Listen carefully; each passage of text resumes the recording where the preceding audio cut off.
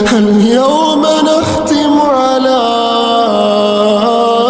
أفواههم اليوم نختم على أفواههم وتكلمنا